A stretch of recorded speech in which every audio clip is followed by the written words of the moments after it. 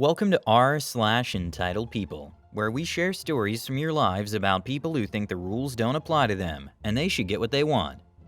Thank you, friends, for subscribing to the channel and for so many likes. And today we have 3 great stories, so subscribe, hit the like button, and let's begin. The first story: hotel night shift drama during state wrestling weekend. The second story: how firing one person affected the entire business. The third story: neighbor's mother demands permanent parking spot. The first story is state wrestling weekend with fake phone calls. This weekend for my hotel we had state wrestling. We had 5 different teams, 3 of which booked with us. The other 2 showed up a day before and the other one was so small, like 5 rooms max. Well, knew about state wrestling for months now. We had people back in September calling for a room for this weekend. We had no idea it was state wrestling until they called us, of course, which by the end of November we were sold out from Thursday to Sunday. Our sister properties were sold out. Even the SH rundown hotels were sold out, people were so desperate. Not only state wrestling, I come to find out during my shift on Thursday night that the local university is having its grand opening weekend for the new baseball stadium that's taken us a decade to build. It was expected 5,000 people to just attend that. So between wrestling and grand opening, it was even busier than normal. By the time this weekend came from the city my hotel is located in, considering a major city for my state, to the capital of my state was sold out. So an hour between both cities sold out. Eventually I was informed later on that even the cities 30 minutes heading west of us were sold out. They probably had their own thing, but I know some people were so desperate for rooms for grand opening, they were willing to stay 30 minutes to an hour away. For the last few nights I've had no problem with any of the teams. I should have known then and there that this peacefulness wouldn't last. I mean, we were busy, but I wasn't dealing with drunk parents in the lobby, rowdy kids. Nothing. Everything was quiet when I came in for my shift at 11. We set out quiet hours to 10 since we had so many teams in-house, and made all the teams sign a paper that said no kids allowed in the lobby after 10, unless accompanied by an adult. Yesterday morning I stayed over by an hour to help my coworker with checkouts. 2 of the teams were checking out. She needed the help for the first hour. Since Thursday nights, there were no problems. Of course, states are over and only the teams that live 4 or 5 hours away stayed. So typically we try and get all the teams separated. Before in the past, we've had issues with some of the boys getting a little mad that they lost to another team, and fights would happen. Well, of course we can't do that now because we have 5 teams and only 3 floors. I'm sitting here doing my job, about to start some of my nighttime cleaning. I get a phone call from one of the team's rooms saying someone knocking on their door and won't stop. Of course, in the past I've dealt with a drunk guest that went to the wrong room and would knock on the door to wake someone up to let them in. Or it could have been a homeless or addict trying to find an empty room to sneak into. So of course I'm gonna go check just in case there's actually a problem. I go up there and of course no one upstairs. I knock on the kid's door, they try the whole we're dead asleep gig. But little do they know I can hear them going, "Hit the lights, bro, hit the lights, pretend we're asleep." I ask him could it be another member of their team, or if they saw the person, or which way they went, just in case the person went to another floor. I'm only considering the safety aspect at this point. We've had homeless people and addicts hide in the stairwells before, so I just wanted to make sure before I looked any further. The boy says he thinks it's his teammate. A little bit after I come back down, another boy's same team is downstairs in the sweet shop getting stuff, and he realizes he lost his key card. Now, we didn't get a rooming list for this team, as this is the team that came in on Thursday, and we had no idea they were even a team. All we have is the coach's room numbers. So I make him a new key to his room. Other than knowing he was with the same group, I had no other way to know if he actually belonged in that room. His mistake though is when he got on the elevator, he said, "Bro, I got a key." Now I'm like, okay, this is how we're gonna play this. I go upstairs, confiscate the key he just had me make, and tell him if you continue to cause me issues, you or your friends, I'll call your coach. Before I head downstairs though, that little kid just had to open his mouth and call me an effing dummy. Now you're really screwed. I take myself downstairs and look up the room the coach is in. Now coach 1 isn't answering, but while I'm trying to get a hold of him, they kept prank calling me from their room phone. So now I try coach 2. He answers and I tell him, "Hey, I'm having problems with the kids in this room. Please deal with them as they're keeping me from doing my job." So he calls back after going to their rooms to say that I just woke them up from a dead sleep. Sure you did. I tell him, well now they're calling from this room. So after he confronts them again, he comes downstairs to wait for a phone call. I tell him that his player is saying this team is now knocking on their door bothering us. What the kid doesn't realize is that team checked out today, so they couldn't be knocking on his door. I also tell him about the disrespectful comment he made to me and what the boys looked like. He asked me how I knew this, and I told him of me going upstairs from the first call for a security check. I get another call and he goes upstairs while I keep the boy on the phone. The coach apparently yelled till he was red in the face.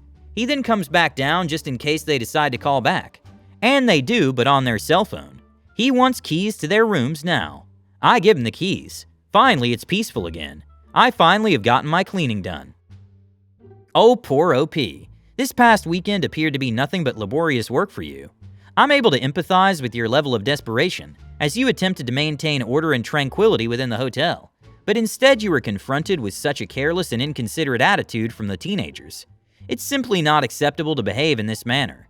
I don't understand how they could be so careless about the rules of the hotel and disregard the tranquility of the other guests. These young people ought to have been aware that they're causing a disturbance to both your business and the tranquility of the hotel. It's extremely challenging to comprehend the reasons why some individuals believe that this attitude is acceptable. My heart goes out to you, and I sincerely hope that you will not have to deal with guests who are so irresponsible in the future. I hope that after the coach gave them a good thrashing, they learned a lesson that this behavior is disgusting. The second story is, evil franchise people force out wonderful owner and grind stores into the ground while he and the employees laugh. I worked for a franchise Baja-style burrito place, like Chipotle or Moe's but much smaller. It was my second job. I was working at a retail store at the same time, totally different karmic ending there, but I fell in love with it. The man who owned the rights to the franchise stores in my town was amazing and one of the hardest workers I ever met. He would put in 60 to 80 hours a week at minimum, worked on the food, trained the people, served customers, everything. The staff was mostly younger college-age kids, and with one or two exceptions. Awesome to work with and good at their jobs. Only problem was that the store literally bled cash. It was in a strip mall. Not my boss's choice, but the franchise people insisted. And not 3 months after it opened, a competing restaurant opened down the road, and our little place was obscured by 2 larger establishments that opened between us and the highway. My boss was over $1 million in debt, and was being hounded by the franchise people constantly to make it more profitable. So in response, he opened another store downtown in our city, but split the food costs and cooked for both out of the original location. It started to work, and while we weren't making money, we were at last consistently breaking even. At this point, I should say that I was sort of the jack of all trades. I had worked there longer than anyone except the assistant managers, good people, and my boss himself. When he opened the downtown store, I would bring the food down from the main store and open and close the downtown one. Didn't get paid back for gas and had a good few spills in my car, but I was helping a friend out, so I didn't care too much. I never got a promotion and only got a raise when a minimum wage went up, but I did get free food, and as a college student, that made it a deal for me. Since he was starting to break even, my boss started looking for a third and better location so that he could start making a profit. He even got one of the main franchise guys to help fund it by buying up some of his debt. Things were looking good. After 8 months of this, I come in one day and there's my boss and some random dude I've never seen before wearing a company shirt. With no preamble, I'm told that this guy will be taking over and that my boss has been bought out of the entire business. His partner, along with the rest of the franchise people, had decided that he wasn't doing a good enough job, and so they bought all his debt up and just took ownership. He had 1 week to train this guy and then he was gone. He asked everyone to give this guy a chance and went off into the sunset at the end of the week, with everyone feeling a sinking feeling and mostly already looking for other jobs. This guy was an idiot. Not that he was stupid, but he just had no people skills and tried to treat the place as a fine dining restaurant. Food and supply costs skyrocketed because of him hiring a bunch of new people and then not hardly training them. Tons of messed up orders and wastage. To make it worse, he started firing literally every person who had worked for my boss and replacing them. One of my friends got fired and lost it, but it didn't stop this guy. I had been offered the opportunity to stay, but I was out there as fast as I could, so I avoided the worst. Cue the karma. The business, which had been starting to break even and even make a small profit here and there, began losing more and more money. Patrons left by the hundreds. The guy had no ability to deal with people and was kind of a D. And the standards slipped to below the surface of the earth. Eventually, the stores closed and the guy, last I heard, went back to working at a P.F. Chang's. My boss, on the other hand, with his debt cleared, took some time off, and when he got back into the workforce, did so well that he's now a DM for a large national chain. Still works 60 plus a week. He's a little crazy. He helped most of his employees find other jobs, and we meet up every now and then to laugh about the company screwing themselves over. As for me, those years of work with him got me the best recommendation I've ever gotten, and I'm at a great job now thanks to him. Oh, this is not a real-life scenario. It's just a fantastic adventure novel. This cool boss of yours is a true hero, who courageously defended the little Mexican burrito kingdom that was located in this enormous city. After that, the new boss arrives, or perhaps we should refer to him as the new idiot. He was going to completely change everything without even having a plan for it, and he was going to do this without showing any respect for the experience and hard work that your cool boss had put in. But the miracle is that karma is always on the side of justice. This newcomer ended up falling into the hole that he had deliberately dug for himself. And your boss? He rose to the top, becoming the head of a large national chain, and remains a legend among his former employees. You, of course, have been given the highest possible recommendations, and have been offered a fantastic job. Well, who said that life in the restaurant business can't be like an adventure movie? The third story is, neighbor's mother wants my husband's parking spot permanently. Our car was stolen in June, and then returned to us at the end of July. It's being worked on, and my husband has had to tell our neighbor's mother who visits she can no longer park in our parking spot. All well and good until today when I'm coming home from some errands. The lady's on our stoop asking for my husband, and if there's a way he can extend her parking allowance in our spot. She explains she's moving into the townhouse next to us to help care for her grandkids, and she sees that our car is a lost cause.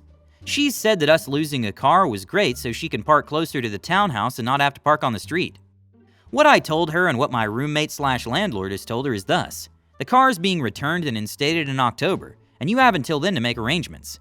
This woman, who I'm assuming has no sense of reality, said the chances of our car ever working is nil, and that we should just give her the parking spot. Our townhouses have assigned parking and guest parking spots are adjacent.